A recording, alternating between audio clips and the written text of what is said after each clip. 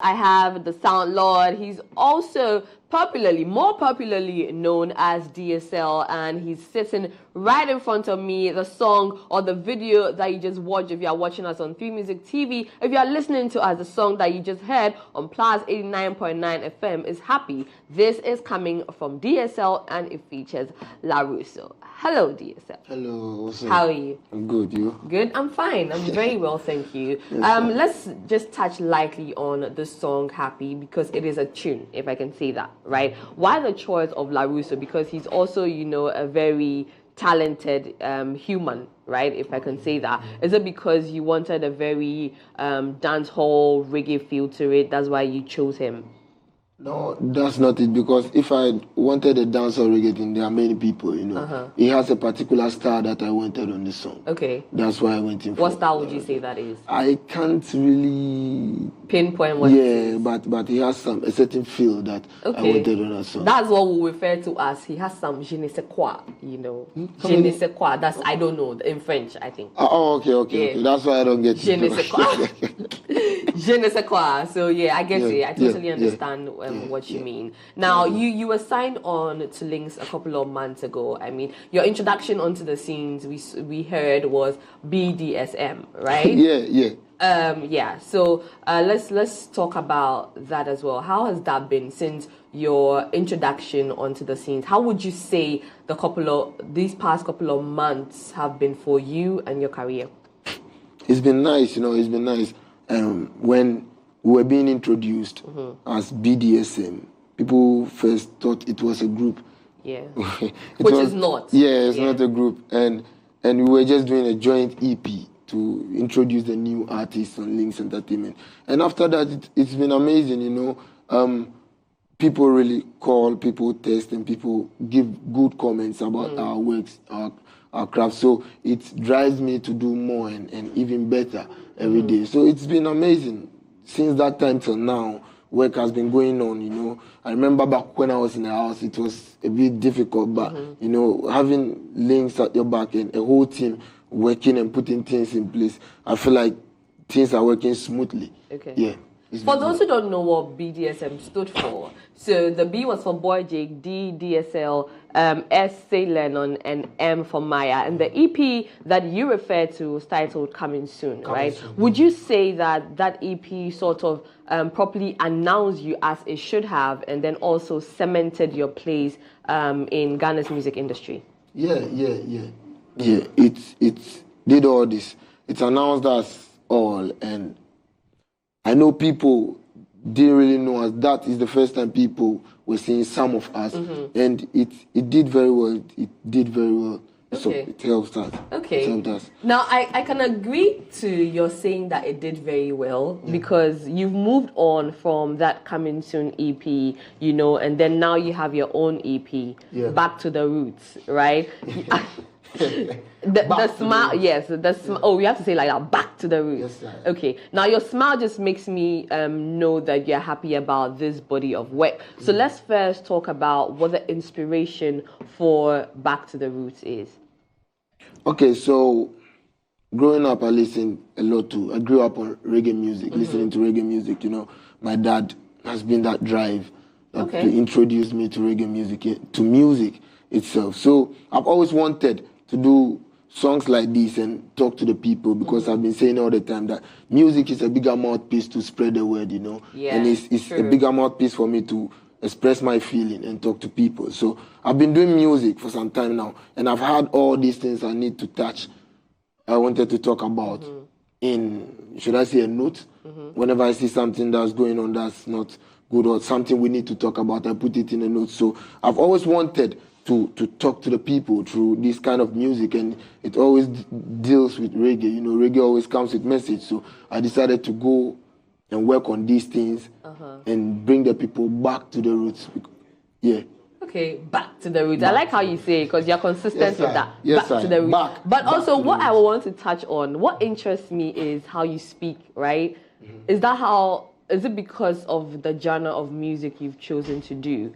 or that is just how you talk? I mean, I understand that you have to embody what you do. Like you have to, it has to be imbibed in you, you know, one way or the other, right? Is it the music that that is having an effect, you know, on how you talk, or you started talking like that and they started doing? I don't know if you understand what I'm saying. I didn't start talking like that. That's me. I know people keep telling me, yo, when you speak English, you sound this way. When you do this, you sound this way. But yo, that's me. That's me. I'm not acting this, you know. I've always been about being real. Okay. I've always been about being real because I don't want to announce retirement tomorrow because I'm acting. Yeah. You know, if I'm organic, I'm just real. I won't have to announce retirement tomorrow. Right. Because I'm still living like me. Right. But if it's perfect with the genre that you are doing, perfect. It's a perfect match. I should say that. Perfect. But let's also talk about, you know, the artists and the songs that inspired you. Because you said that growing up, your father, you know, introduced you to music. But in the space between your father's introduction of you to music and then you actually doing music, who were the artists or what were the songs that inspired you? There were many artists, you know, as a musician, you need to listen widely. Okay. You get me? But the strong people that made me feel like doing reggae, you know, we have the number one for me always is Culture. Then Bob Marley, then Lucky Dube, Peter Tosh, then Eric Donaldson, then you can name them. There are many. But when it comes down here to Ghana, we have the lives of Stone Boy, Shatawale, Episode, and, you know, you can mention many people. But I do listen to R&B and all this because it's music. Okay. So far as music is concerned, you need to listen widely and get all this. Yeah, so many people. Okay. I like that you touched on other genres as well. Yeah. If you were not doing Afro dancehall and reggae, or if you had to also maybe add another genre, or maybe just veer or venture into another genre briefly, what would it be? I wouldn't go far. I would just do high life. Okay. I like no, why? Why that choice? Why that choice? I like it when it's Africa. I like it when it's like home. It has the home feeling. Okay. You get what I mean? Yeah. I get you. Yeah. Totally. Yes. All right, that's nice. So maybe someday in the future we should expect a DSL high life song, maybe one. If that should be the case, right? Would you do just a solo, or would you want to feature somebody on that? I would like to feature somebody on that. Who would that be? Kwame Eugene is there. Okay. Kwame Eugene is there. You've touched on Kwame Eugene. We'll come to the Kwame Eugene conversation later, but still on Back to the Roots, right? Yeah. It's a 12-minute 4-song album. Yeah. EP, I beg your pardon. EP, yeah. EP, yeah. 12 minutes, 4 songs. What went into putting all of these songs together and your selection? Because I mean, we hear stories of artists saying it over and over and over again that they always choose from a bunch of songs. Was that the case for you first? And then why the 4 that you chose?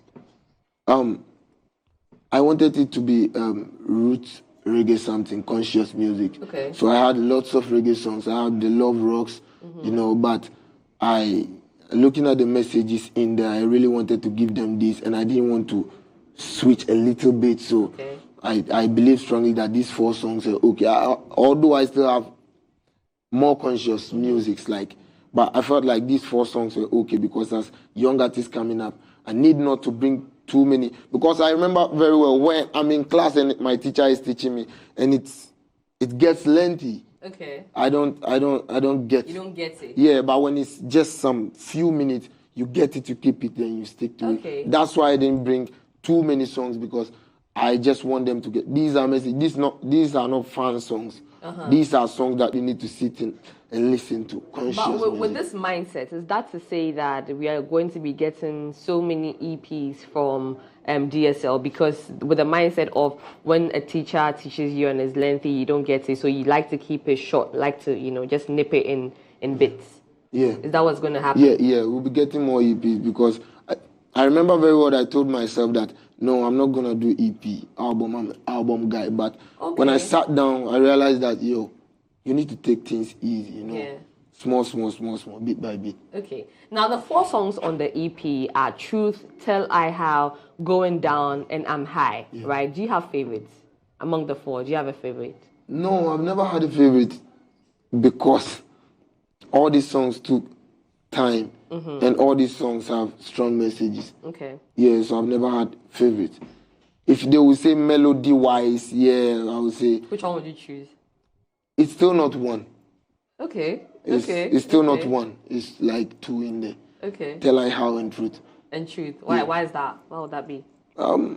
I say melodies, the sounds and how it goes, it moves, it kicks different. Okay. Yeah. Talking about kicking different, you worked with Afro Harmony and Mr. Logic on this EP, right? So just take us through, how the process was working with these people, because they have an ear for good music, right? And then also being a dancer. I mean, everybody knows Mr. Logic for being like a dancehall reggae person, but just share with us how the creation with them was like. Okay, so shouts to Mr. Logic.